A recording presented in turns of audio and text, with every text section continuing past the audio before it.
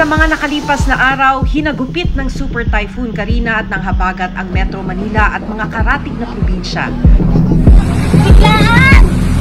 Libo-libong residente ang nasalanta. Lubog na kami. Lumalalim. Loob ng bahay namin, may tubig na eh. Pinalubog ang maraming lugar. Lubog na par, wala na makadaan. Naging pahirapan din ang pagre-rescue sa mga naipit sa baha. Ba't di pa kayo umaalis? Ba't di pa kayo lumilikas?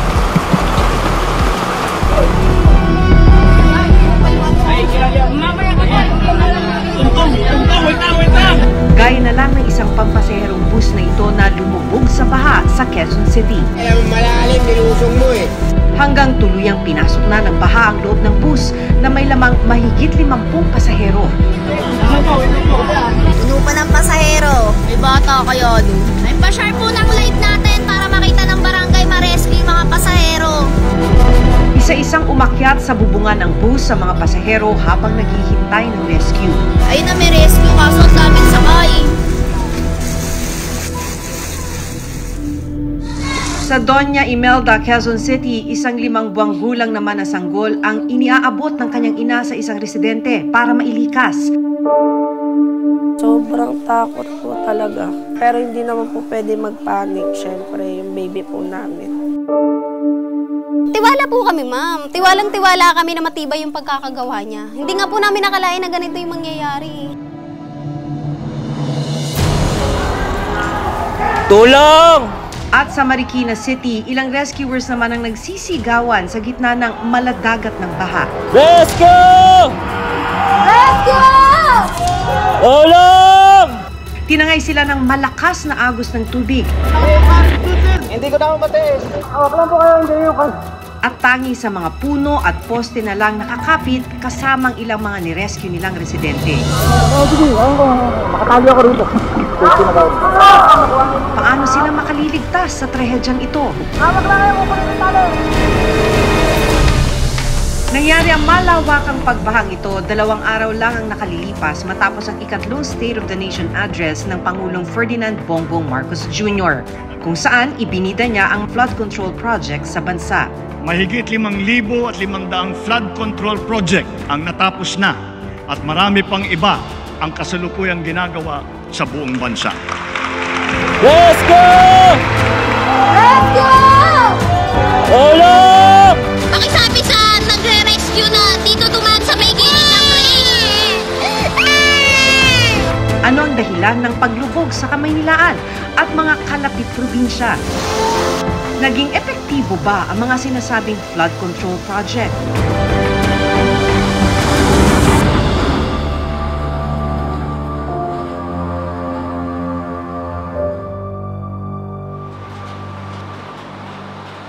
Nasa Center Island tayo ngayon sa kahabaan ng EDSA, bandang Muñoz dito sa may Quezon City. Dahil tumigil na dahil sa sobrang baha, both directions, northbound at southbound ng EDSA ay hindi na madahanan ng bus at mga kotse, kaya marami sa mga commuters ay talagang stranded na. Makikita natin yung iba, naglalakad na para lang makarating sa kanilang pupuntahan. Ang pagkakasabi sa atin kanina, ng mga nakatawid na ng buong stretch nung bahang portion dito sa EDSA ay umaabot hanggang lampas tuhod, hanggang binti yung tubig. Kaya talagang titigil yung mga sasakyan at wala na talagang choice kundi lumakad ang mga commuters. Mas mataas pa ang tubig sa ibang bahagi ng Quezon City. Bandang alas 7 ng umaga noong July 24, makikita ang isang pampasaherong bus sa Tatalon, Quezon City. Unti-unting binabaybay ng bus na may biyaheng Fairview, Quezon City, ang lubog na kalsada. Mataas yan. Ilang sandali pa, napunta na ito sa malalim na bahagi ng baha. Puno pa ng pasahero. Hanggang tuluyan na itong hindi umandar. Sa videong ito nakuha ng isang pasahero, makikita na unti-unting pinapasok ng tubig baha ang loob ng bus. May bata kayo doon. Ay, pa-share po ng light natin para makita ng barangay ma-rescue yung mga pasahero. Nanghihingi na ng rescue yung mga pasahero. Kwento ng uploader ng video, sinubukan pang basagin ng mga pasahero ang bintana ng bus. Pero nang hindi nila ito mabasag, bumaba ng ilang pasahero at nilangoy na lang ang tubig baha. Ayan, yung mga pasaherong nagbababaan. Ang ibang pasahero naman isa-isang umakyat sa bubong ng bus para makaligtas. Ayun na, may rescue kaso ang daming sakay. Matapos ang mahigit 30 minuto, dumating ang ilang rescue boat at agad sinagip ang mga sakay ng bus. Ayan yung rescue.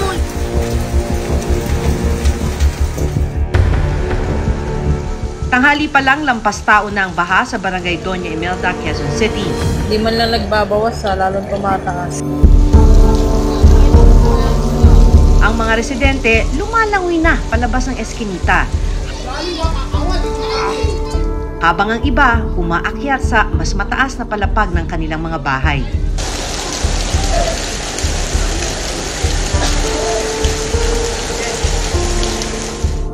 Ang 5 buwang gulang na sanggol ibinalot sa kumot at saka iniabot ng kanyang ina sa ilang residenteng tumutulong na maglikas ng mga tao.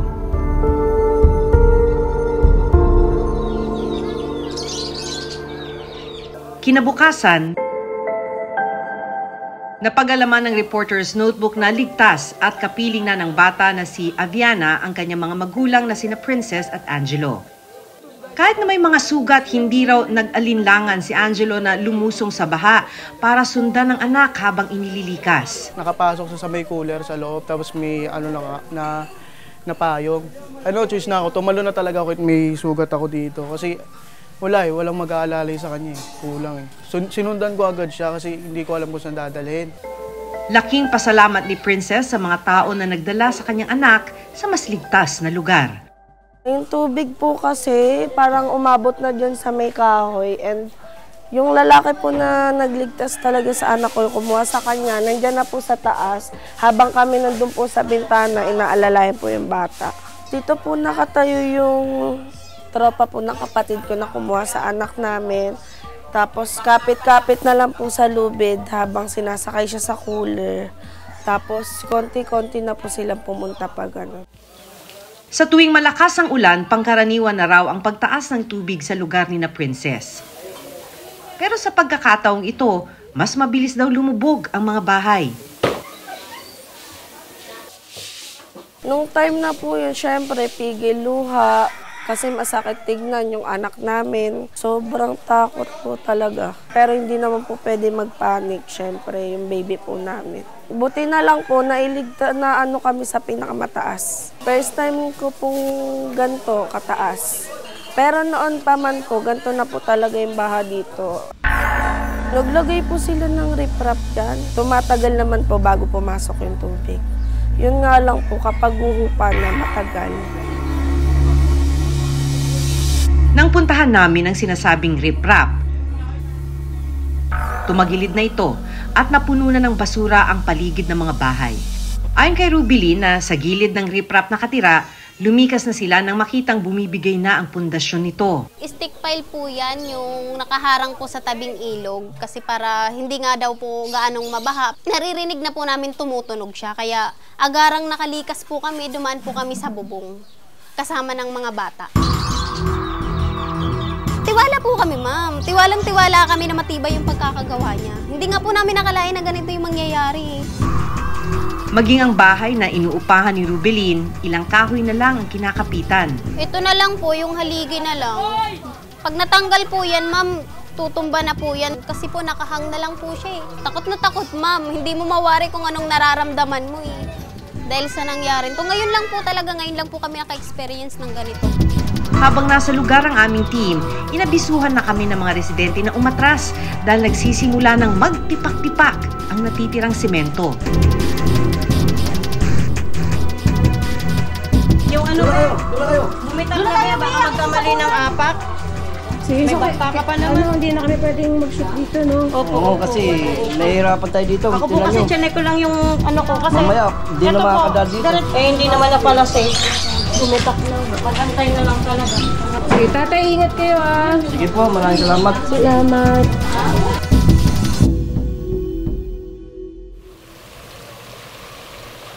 Dahil nakaranas ng pagbaha ang halos buong Metro Manila, isinailalim ang Metro Manila sa state of calamity.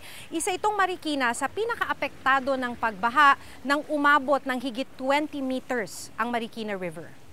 Diretso na to, diretso! Kabilang ang Marikina Filipino-Chinese Fire Brigade sa mga grupong nag-ikot sa lungsod noong July 24 para mag-rescue ng mga nasalantang residente na nasa tabi ng ilog.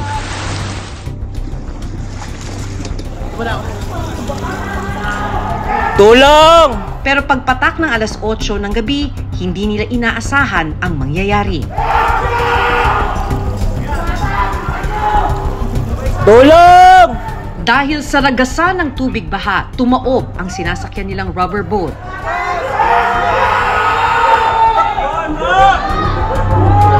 Buti na lang daw at may rumisponde agad ng mga residente at iba pang rescue teams. Kung hindi, inanod na raw sila lahat sa Marikina River.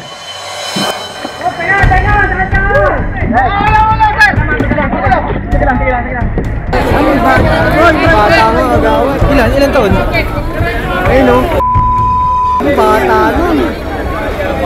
Bata. Stretcher! Stretcher na. Kaya mo pa.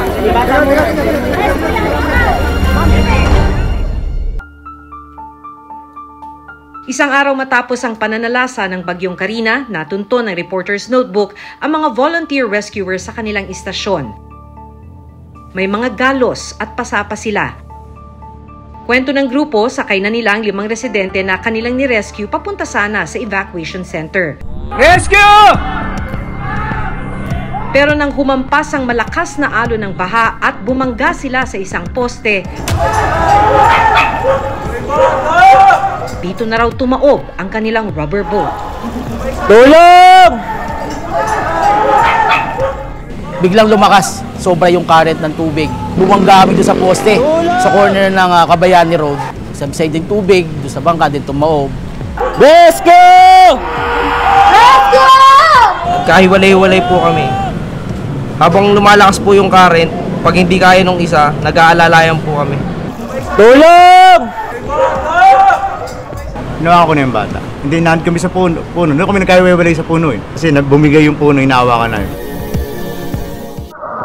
Kompleto tayo dyan!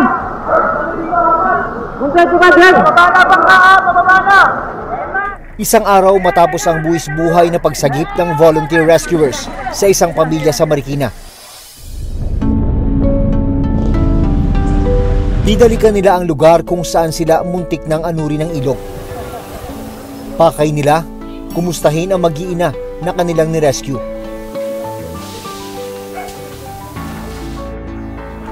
Nagpapalakas pa ang mag-anak pero laking pasasalamat daw nila sa mga sumagip sa kanilang buhay.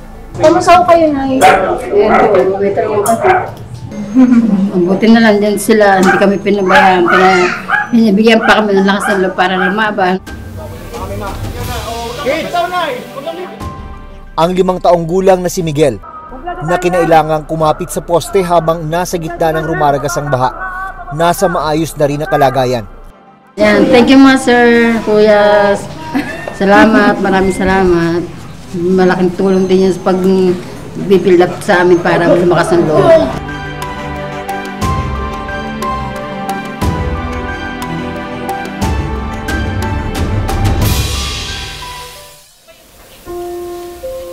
Sa patuloy naming paglilibot sa Marikina City, makapal na putik ang sumalubong sa amin. Huling naranasan ng mga taga-Provident Village dito sa Marikina City itong klaseng pagbalot ng putik sa kanilang mga kalsada, sa loob ng kanilang bahay noong 2020 nang manalasa ang Typhoon Ulysses. Ang sabi nga ng mga nakausap natin mga residente, mas madaling lumikas kaysa yung ibalik sa normal yung kanilang mga buhay dahil sa paglilinis pa lang aabutin ka ng ilang linggo.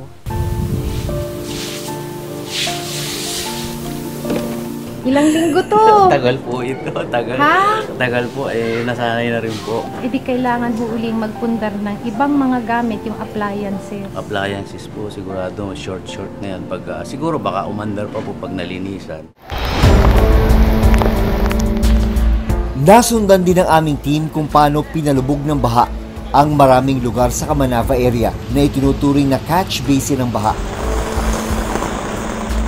Bandang alas 7 ng umaga nang biglang tumaas ang baha dito sa may bahagi ng Valenzuela exit ng North Luzon Expressway, kaya hindi na nakadaan yung kahit anumang uri ng sasakyan.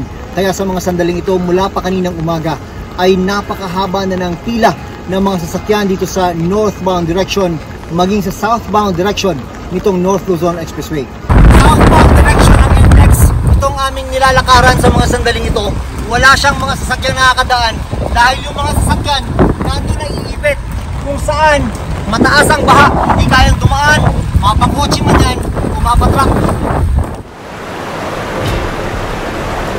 Pagsapit ng hapon, ito na ang sitwasyon ng kalsada.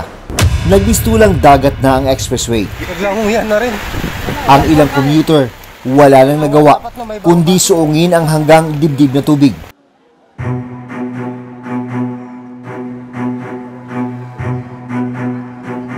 Kinabukasan, July 25, sumama ang reporter's notebook sa isinagawang rescue operation ng Philippine National Police Maritime Group sa Valenzuela City. Sa biyahe pa lang, makikita ang pinsalang dulot ng super typhoon at habagat. Naglutangan pa rin ang mga sasakyan. At may lumubog na bus.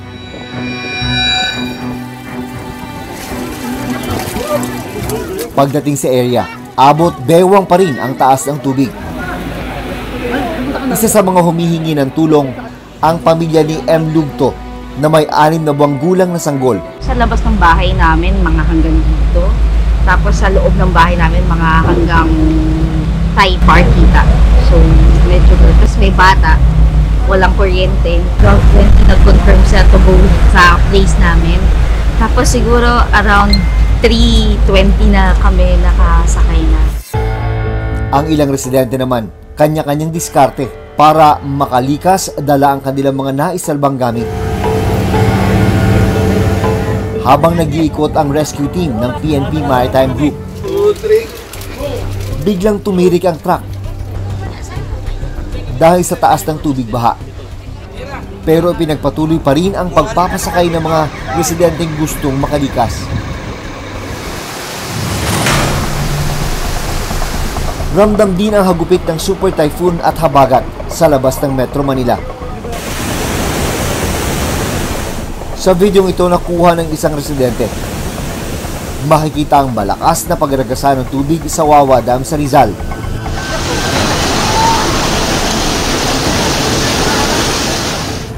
Naging mabilis din ang pagtaas ng tubig sa iba pang barangay sa Montalban, Rizal.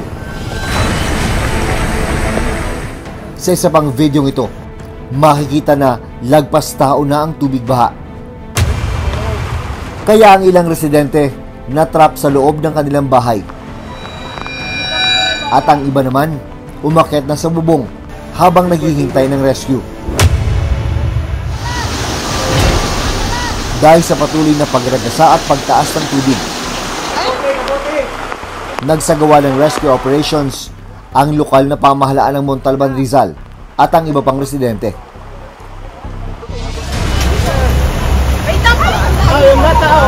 Pero sa gitna ng rescue operations, naging pahirapan ang pagsalba sa mga residente dahil sa masisikip na daan. Kaya po ma'am, kaya? Mga bata! Wala na naman tapan! Isang poste rin ng kuryente ang pumutok dahilan para hindi agad mapasok ng mga rescuer ang kalsada. Wala na naman tapan! Ayun na po, ayun na, sumasabog na ang kuryente. Ayon sa National Disaster Risk Reduction and Management Council o NDRRMC, umabot na sa mahigit 1 milyon ang bilang ng naapektuhang residente ng pinagsamang hagupit ng Super Typhoon Karina at habagat. 14 ang namatay at 2 ang nawawala. Kasi more than 300 millimeters yung binagsak na ulan ng habagat, no, or yung ulan noong Wednesday. Imagine natin, yung pang 1 buwan na ulan, naibuhos niya na yung kalahati noon sa loob ng 1 araw. Pero bakit patuloy ang paglubog ng Metro Manila at kalapit na probinsya?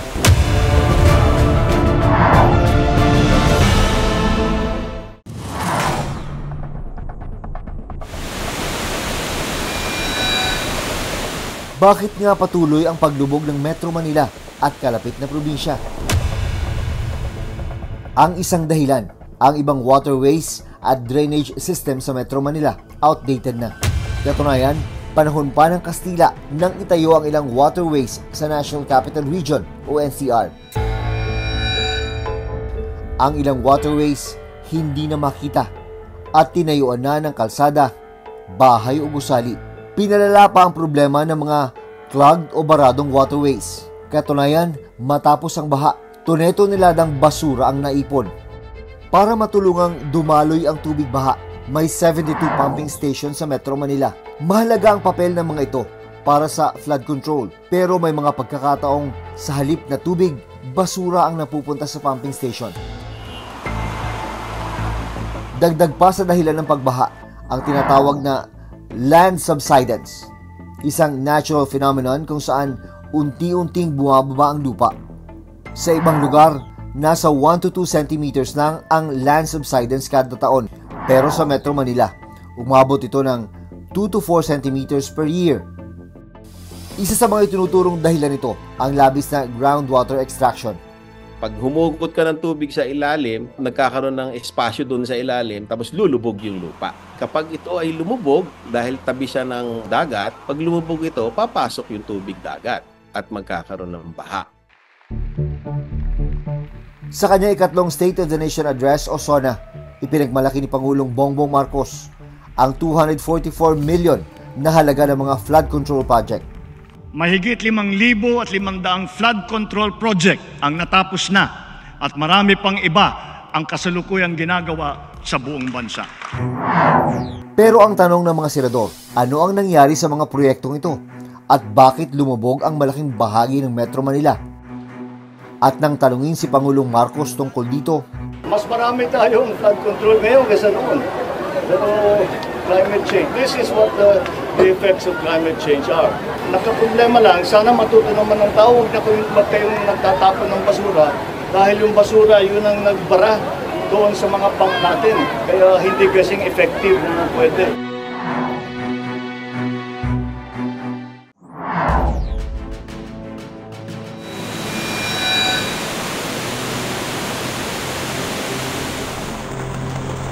Minsan ang ipinagmalaki ng pamahalaan ang mga flood control project na pipigil sana sa paglubog ng maraming lugar sa bansa. Mga bahay namin, nalubog na. Pero tila kabaliktaran ang nangyari sa paghagupit ng bagyo at habagat. Tanong tuloy ng ilan, anong nangyari sa mga proyektong ito? At ngayong may mga bagyo pang inaasahang papasok sa bansa, paano masisigurong hindi mauulit ang malawakang pagbaha? Hanggang sa susunod na Sabado, ako si Jun Veneracion. Ako si Maki Pulido at ito ang Reporter's Notebook.